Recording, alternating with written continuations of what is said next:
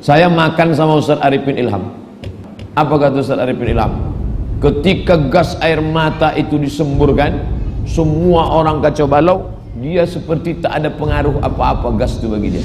Allahumma barik jam'ahum wa saddid shamlahum wa masrik wahdanahum wa kharib quwwatahum wa zalzil aqdamahum fadammirhum tadmira. Ya Rabb, ya Rabb, ya Rabb, ya Rabb, ya Rabb, ya Rabb. Allahumma arina ajaibah qudratik ya Rabb bihaqqi nabiyyika al-karim wa bihaqqi al-Qur'an.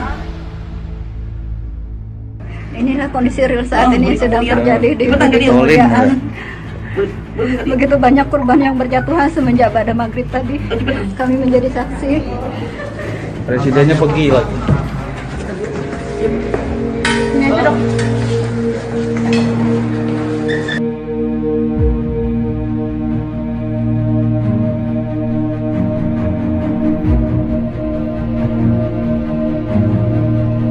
Terima kasih doanya, terima kasih perhatiannya. Sampai banyak jemaah yang merasa kekhawatiran, tenang-tenang saja. Alhamdulillah sudah membaik. Walaupun semalam bom gas air mata di atas kepala saya bom, padahal kita di posisi tidak pernah rusuh, tapi subhanallah memang itu izin Allah SWT dan takdirnya. Tapi alhamdulillah sudah membaik, sudah kembali ke rumah habis dari rumah sakit, dan mudah-mudahan semua perjuangan kita diridhai Allah SWT. Mohon doanya, doakan para guru kami, Ustaz Arifin Ilham, para habaib, Habib Rizik dan yang lain-lain. Semoga dilindungi Allah Subhanahu wa taala dan Allah beri hidayah kepada pemimpin kami agar mereka lebih baik lagi. Hari ini sungguh luar biasa apa yang dilakukan oleh aparat kepolisian. Kami sedang negosiasi. Ustaz Arifin Ilham masih dalam posisi dalam istana untuk bernegosiasi kepada pihak istana. Namun ketika habis sholat isya, kami juga tidak tahu sebab-musababnya apa. Masyarakat sedang duduk tapi sedang hikmah mendengarkan azan. Lalu Habib Rizik ingin menyampaikan sesuatu maklumat agar senantiasa kami tidak melakukan anarkisme.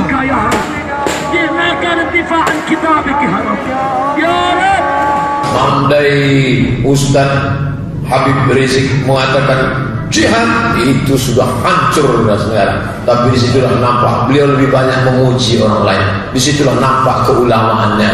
Dia banyak cerita tentang karomah Ustaz Habib Rizik. Ini makan kedua. Di situlah Ustaz Somad saya melihat karomah Habib Rizik. Kata beliau, ketika sini nampak saya cahaya gas air mata tubuh putar dikelilingi. Dengan mata kepala saya sendiri, kata Ustaz Arifin Ilham, nampak cahaya, nampak gas itu berputar. Dan Habib Rizik, padahal dari subuh, dari malam dia tak tidur. Dari malam sampai pagi, sampai siang, sampai sore, sampai berdialog. Oh gitu. Jadi saya tanya, sehat? Iya. Tidak ada apa-apa, sehat.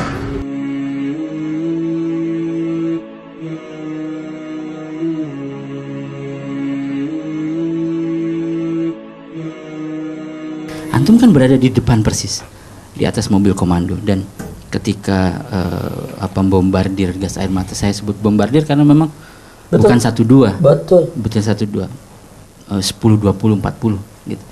Saya membayangkan gini, kalau Habib jatuh dan mic itu dipegang orang lain dan orang lain itu menyaksikan Habib jatuh, lalu kemudian Habib syahid misalnya, pecah itu Beb, pasti akan terprovokasi dan jauh.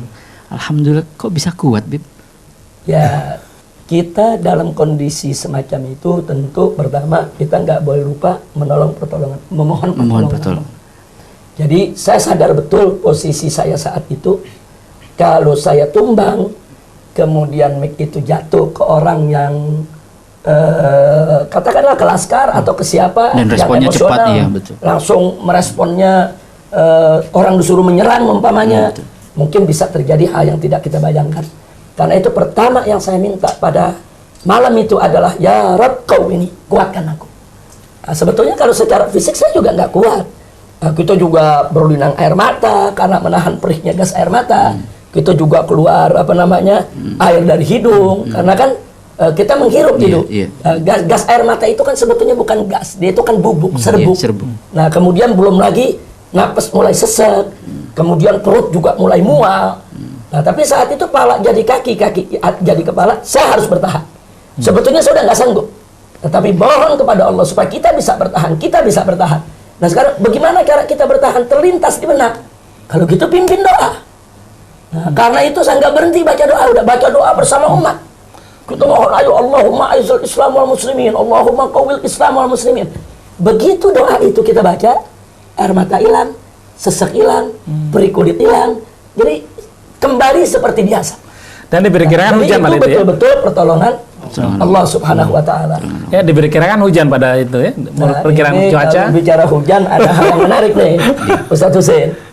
Jadi dari beberapa hari sebelum tanggal 4 November, BMKG secara resmi itu melalui televisi udah menyiarkan bahwa tanggal 4 November akan terjadi hujan besar, Jakarta akan diguyur hujan, berpotensi juga banjir besar, bahkan akan banyak kilat, dianjurkan ke masyarakat jangan berada di ruangan terbuka, ya kurang lebih jangan demo lah. Betul, ada pesannya, ada pesan. Itu kan luar biasa. Dan yang lebih menariknya lagi, tiba-tiba ada bocoran dari seorang pemuda yang orang tuanya kerja di BMKG. Nah, dia bercerita sama kawan-kawannya, dia ikut aksi bela Islam 411. Dia cerita, saya punya ayah ini sudah 3 hari kerja nyebar garam di udara. Ribuan ton yang disebar. Artinya memang ini menaruh pengakuan yang bersangkutan. Untuk menstimulus hujan. Ya, jadi ribuan ton garam itu ditebar di udara untuk mengikat molekul dalam rangka mempercepat proses turunnya hujan. Itu biasa dilakukan kalau kemarau panjang. Nah, kan ada hujan buatan. Betul. Nah, tapi ternyata pada hari H cuacanya cerah, anginnya sejuk, mataharinya tidak mengikat, teduh, bahkan di awan itu ada tulisan nafas Allah. Ini kan luar biasa. Pertolongan siapa kalau bukan pertolongan Allah? Dan ada yang lebih menarik lagi. Yang lebih menarik lagi, ternyata isunya, pertamanya kita anggap itu isu. Ada dukun-dukun hujan yang diundang. Nah, supaya pada hari pawang hujan, nah, kalau Anda lebih sebut dukun hujan. Tadinya kita pikir itu isu. Tapi ada yang menarik, ada salah satu ustadz yang kita kirim ke dalam istana waktu terjadi negosiasi. Itu begitu keluar dari istana, didampingi oleh salah seorang dari istana, itu orang yang mendampingi ini tiba-tiba di luar menemui beberapa orang yang sedang duduk di satu lokasi, sambil nanya, ini gimana hujan belum turun-turun? Ini pejabat di sana, bagaimana hujan belum turun-turun? Ini yang duduk mengatakan, udah 4 kali diusahain belum turun-turun, Pak. Padahal cabenya udah kita beli semua. Jadi artinya ada usaha secara teknologi dan ditambah secara mistik untuk menurunkan hujan pada saat tersebut, tapi ternyata semua itu gagal. Nah, ini semua adalah nasrum minallah.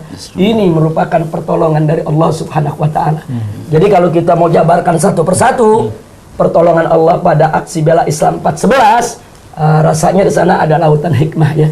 Ada samudra keajaiban yang nggak mungkin kita bisa sebut satu persatu. Nah, ada min fadli rabbina.